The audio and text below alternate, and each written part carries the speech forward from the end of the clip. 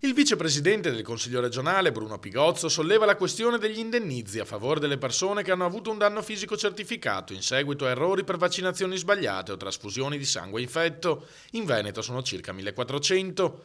Nel mirino dell'esponente PD il blocco della liquidazione delle indennità relative al secondo semestre 2015. Questa è una brutta situazione che dovrebbe farci vergognare come istituzioni se continua ancora a lungo.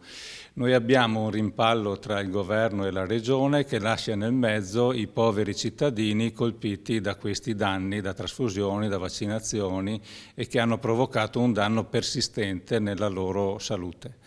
Dobbiamo superare l'impasse attraverso, da una parte, la continuità dell'erogazione da parte della Regione anticipando le risorse, dall'altra ci sono due emendamenti che abbiamo proposto tramite i nostri parlamentari a Roma nella legge di stabilità e che possono risolvere completamente il problema. La vicenda di questi risarcimenti è lunga e complessa. Lo Stato italiano aveva riconosciuto gli indennizi nei lontani anni 90, incaricandone il Ministero della Salute. A partire dal 2012 lo Stato ha interrotto ogni trasferimento economico a favore delle regioni per questa vicenda.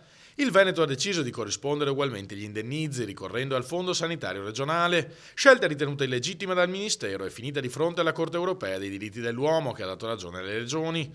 Le risorse però non sono ancora state trasferite dallo Stato. Avevamo provveduto ad anticipare queste somme per la prima parte dell'anno, spiega l'assessore regionale alla sanità Luca Coletto, considerato però che non abbiamo più la disponibilità finanziaria per anticiparle. Gli indennizi relativi al secondo semestre potranno essere erogati solo quando il governo trasferirà le relative risorse.